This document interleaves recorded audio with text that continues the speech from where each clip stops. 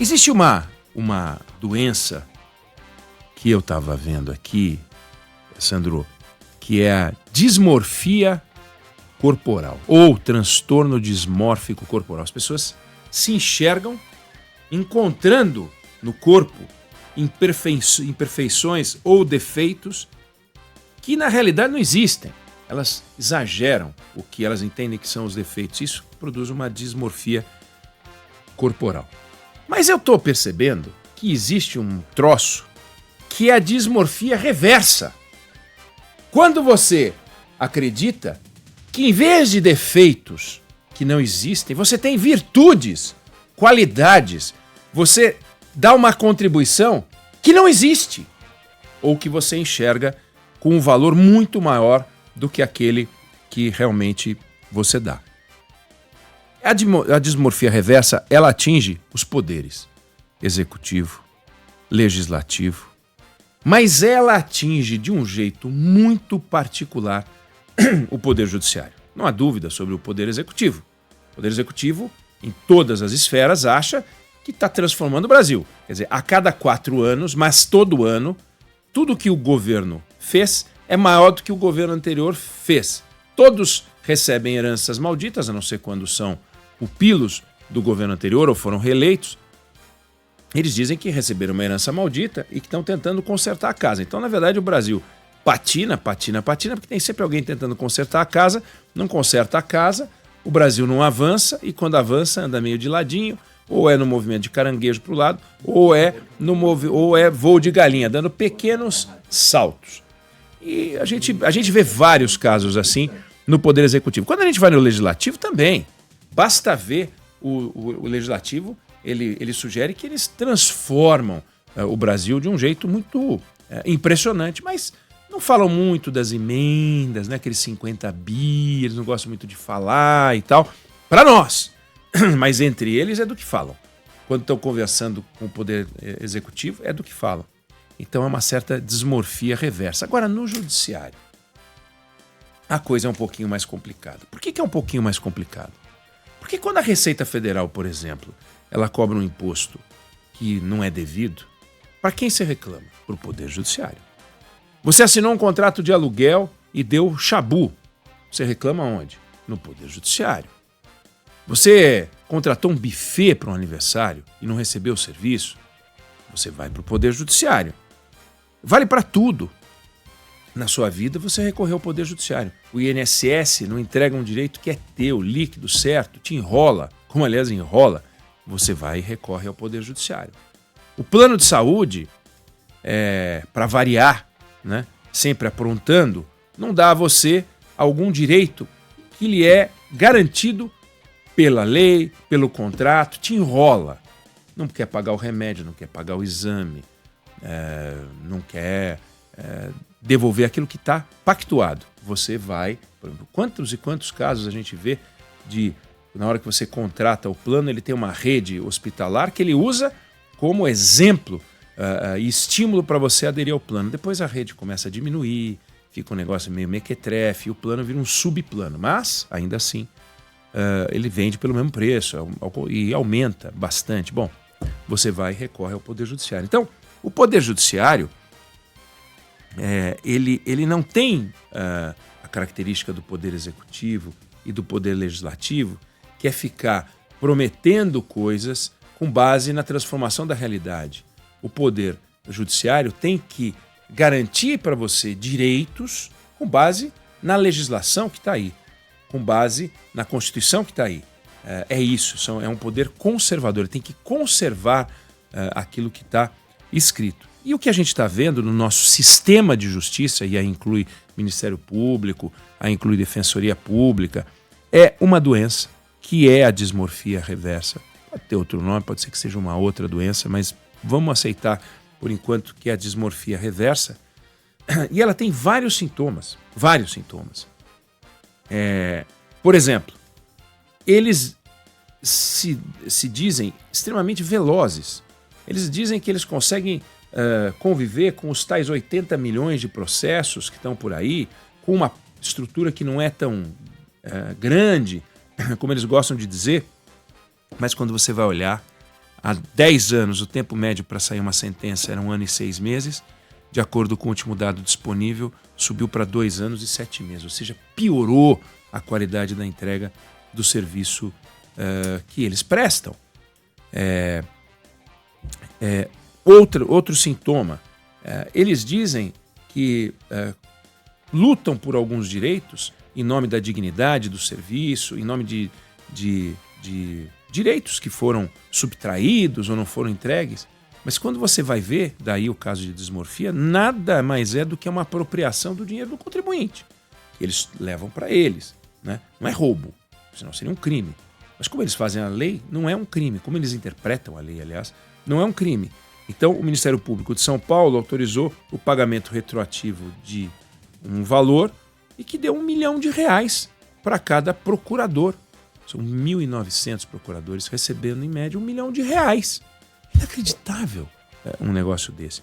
No caso mais recente, porque eles fazem isso no atacado, fazem isso no varejo, né, Sandro? No caso mais recente, o Tribunal de Justiça do Mato Grosso pegou e deu um auxílio alimentação em dezembro do ano passado de R$10 mil. R$10 mil de auxílio alimentação. Aí o Conselho Nacional de Justiça bloqueou, o Tribunal de Justiça fez uma petição para o Supremo, encaminhada ontem, dizendo que os 10 mil cumpriam uma função de, abre aspas, assegurar a cobertura das necessidades nutricionais diárias da pessoa humana. Ele está sugerindo que nós não somos pessoas humanas, porque muita gente no Brasil que não recebe R$10 mil com tudo e mantém uma família com menos de R$10 mil, bem menos de R$10 mil, não é uma pessoa humana. Ou não é uma pessoa ou não é humana. Um dos dois não é, porque ele diz que esse dinheiro é o suficiente, é o necessário para a pessoa humana. Então, ou você é uma pessoa, ou você é humano. Pessoa humana você não pode ser. No Mato Grosso, o custo mensal por magistrado é de R$116 mil. É o segundo mais alto do Brasil. E eles entendem que estão prestando um belíssimo serviço. Os desembargadores disseram que já devolveram o dinheiro, mas os funcionários estão dizendo que não querem devolver o dinheiro. De fato, o funcionário está lá trabalhando, recebe 10 pila na conta, começa a ganhar, já gasta. É uma pessoa humana, né? Tem necessidades e gasta. Esse é um outro sintoma. Eles se apropriam do dinheiro, mas dizem que é a defesa de um direito. Outra coisa impressionante, em nome do que entendem ser a liberdade de cada juiz, eles descumprem uma norma simples, que decisões de tribunais superiores, jurisprudências, devem ser seguidas pelo Poder Judiciário. De que adianta o Supremo Tribunal Federal decidir, às vezes uma súmula, às vezes uma jurisprudência? Isso não vale, simplesmente não vale. Então é uma desordem, mas que eles entendem que é uma liberdade, que aquele caso não é diferente daquilo que estava sendo definido. Outra coisa, vamos garantir às pessoas o devido processo legal, o direito de recorrer para que possa fazer a justiça. Só que virou um país exótico, com recursos demais. Nós temos 2 instâncias para discutir fato. A partir daí, é discussão de direito, se teve algum direito suprimido. Mas não adianta. Os caras recorrem. E os processos duram uma eternidade. Quando eu falei que durava 1 ano e 6 meses, passou a durar 2 anos e 7 meses, isso inclui processinhos triviais. Quando você pega casos mais complexos, há quanto tempo vem sendo arrastados, né? Outro sintoma é ignorar a legislação e ignorar a própria Constituição. Por quê? Porque eles dão uma interpretação ao texto constitucional, dão uma interpretação à legislação, e isso agride o bom senso da maior parte das pessoas, mas não deles. Então você vê, por exemplo, tivemos uma reforma trabalhista, que num primeiro momento reduziu o número de processos na justiça trabalhista, que é o que deveria acontecer. E dizia lá que se uma parte entra com uma ação e ela perde, ela tem que pagar. Aí que foi o Supremo Tribunal Federal e disse, não tem que pagar não. Tem um pedaço da sociedade que não tem que pagar, a justiça tem que ser gratuita. Resultado, explodiu o número de ações e explodiu o volume de indenizações. Ou seja, os juízes estão interpretando também, há juízes interpretando também ao arrepio do novo texto, mas tentando preservar o texto original pré-reforma trabalhista, desconhecendo as mudanças da reforma trabalhista sob o argumento de que ela não foi abraçada pela legislação, pela Constituição e tal. O outro sintoma, que também é muito grave, é que cada juiz entendeu que tem direito à sua própria Constituição e sua própria legislação. É quando vem essa interpretação livre a que me refiro, né? O Supremo Tribunal Federal, ele cumpre nessa dismorfia reversa um papel essencial. Porque o Supremo Tribunal Federal, que é o Olimpo do nosso sistema de justiça, que é de lá que deveria vir o grande exemplo, né? A gente deveria olhar para o Supremo Tribunal Federal e falar, ainda temos o Supremo Tribunal Federal como lugar de grande exemplo. E tem ali alguns bons exemplos, históricos, sobretudo, né? Em outros momentos da nossa vida republicana, mas a gente tem visto coisas que são complicadas, uma interferência absolutamente indevida em outros poderes. Não estou falando uma novidade para você, né? Essa parte, agora o Supremo não deveria fazer isso. Então o Supremo se debruça para definir qual é a quantidade de maconha que uma pessoa pode portar para ser usuário em vez de traficante. Vem cá, qual é a marca da balança que nós vamos licitar para todos os policiais do Brasil inteiro para aferir a quantidade? Tá lá, vão ser 60 gramas, vão ser 25 gramas, tá? E se der 25,5, 26,1, nós vamos pedir recurso? Nós vamos pedir repesagem? É assim que vai funcionar? É um negócio ridículo. A Constituição é clara sobre o que é o marco temporal, o que é terra indígena. O Supremo deu uma interpretação absolutamente livre, sem falar nesses processos que nascem no Supremo, como os processos do 8 de janeiro e outros processos na mão do ministro Alexandre de Moraes, que simplesmente duram o tempo que ele quiser, o tempo que achar que deve durar. Por quê? Porque ele pode, né? Alguém tem que errar por último, o Supremo tem o direito de errar por último, ainda bem, porque se a gente criar uma outra instância, a gente vai só transferir os problemas para essa outra instância, não pode existir uma instância superior a algo que se chama Supremo. Se é Supremo, tem que ser a última instância. Mas é uma doença, é uma manifestação, é um sintoma.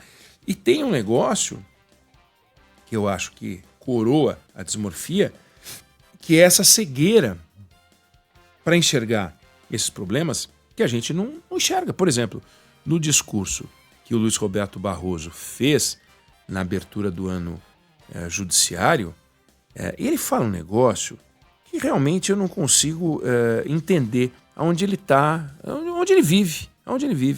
Ele diz assim, no âmbito do judiciário, como conquista, tá?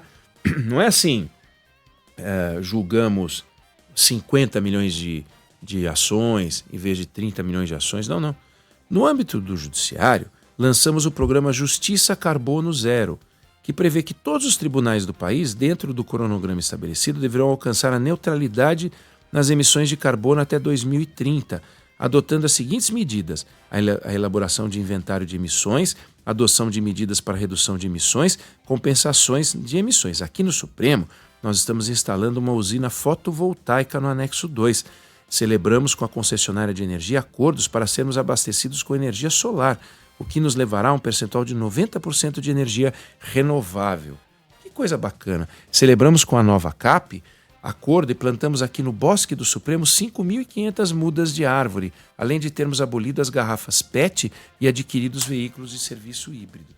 Não dá para acreditar num negócio desse. Realmente não dá para acreditar. Só mesmo alguém, ou um tribunal, ou um poder que está tomado pela dismorfia reversa.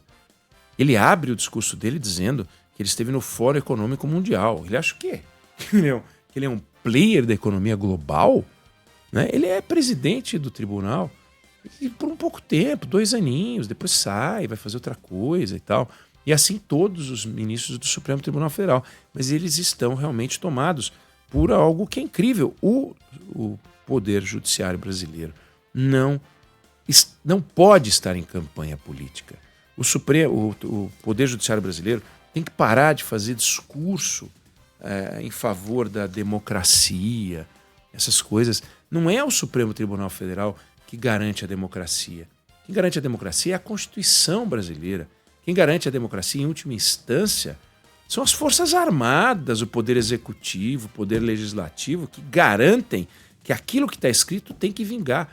O Supremo Tribunal Federal não tem nem esse poder. E fica se arvorando, como se aqueles 11 senhores tivessem garantido a democracia que em algum momento esteve em risco. A democracia brasileira nunca esteve em risco na história recente. Um bando de idiotas ligados ao presidente anterior se organizou para tentar dar um golpe.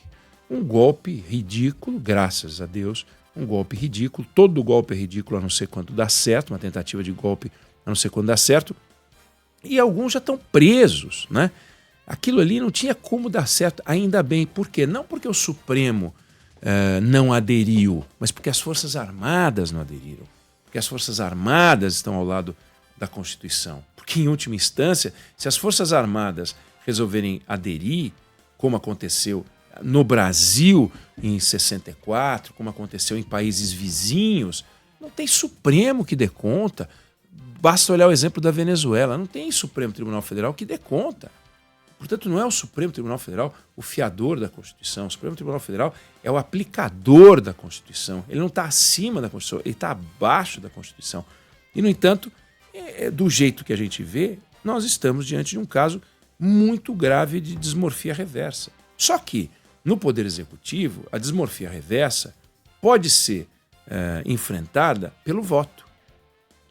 No Poder Legislativo, também pelo voto. No Poder Judiciário, não. Porque os integrantes do Poder Judiciário e do nosso sistema de justiça como um todo, Defensoria, Ministério Público, eles não são eleitos.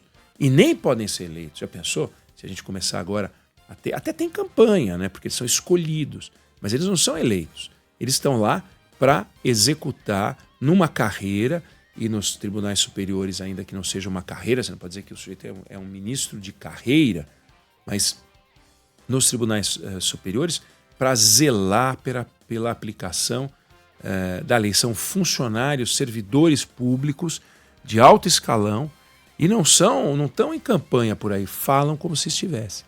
Então nós estamos com um problema. É algo que em parte pode ser resolvido, pode ser enfrentado pelo legislativo, porque a quem cabe fazer as leis, e eu não me refiro a fazer impeachment, eu acho uma bobagem, mas cabe sim pensar em algumas medidas. Não é fazer mandato para ministro do Supremo, precisa. Nos Estados Unidos não tem mandato para ministro do Supremo e eles não enfrentam esse debate do jeito que a gente enfrenta aqui no Brasil. Mas há coisas que se pode fazer. Faz sentido, então, a gente ter ministros do Supremo Tribunal Federal que entram no tribunal com menos de 50 anos de idade, né? Será que não é o caso da gente estabelecer que, a partir de agora, o sujeito tem que ter pelo menos 60 anos de idade para ter uma carreira e quando ele sai, ele fica proibido de entrar na vida política por 5 anos, 6 anos, 10 anos, seja lá o que for, para evitar a tentação, e que também ele tem que ficar um tempo sem advogar logo depois que sai. E só isso já ia afugentar um monte de gente que, quando sai do Supremo Tribunal Federal, vai advogar e ganha uma fortuna, né? Isso a gente vê acontecer. Não é crime, não. Mas será que isso está certo? Então, essa dismorfia reversa que a gente está vendo, somando esse monte de casinhos, é um problema sério do Brasil. A gente tem uma instituição importantíssima, que é o Poder Judiciário, como eu disse, é o último refúgio, é lá que a gente se socorre para poder proteger um direito, uma perspectiva de direito, ou mesmo uma percepção de direito, ainda que a gente não tenha, mas a gente acha que tem. E quando este poder ele está contaminado por uma doença, a gente tem que olhar para ele e falar assim, puxa vida, como é que a gente faz para consertar, para devolver ao Brasil exatamente o poder como ele deve ser? Tem muita gente bem intencionada no Poder Judiciário, tem muita gente no Supremo Tribunal Federal preocupada com isso, no STJ preocupado com isso, no TST, até no Superior Tribunal Militar, que eu nem sei porque existe, mas tem gente lá preocupada com isso. Você conversa com desembargadores, pessoas bem formadas, bem intencionadas, juízes de primeira instância. Não é que o Poder Judiciário, todos os seus integrantes, agem ou pensam da mesma forma. Mas no efeito manada, assim como quando você vê a briga de torcida, ninguém individualmente é mal, mas quando se junta, vira uma manada, a gente está com um problema que talvez seja essa tal dismorfia reversa. Eu não sei se você concorda, eu não sei se você discorda, mas essa é a opinião que eu tenho sobre o assunto.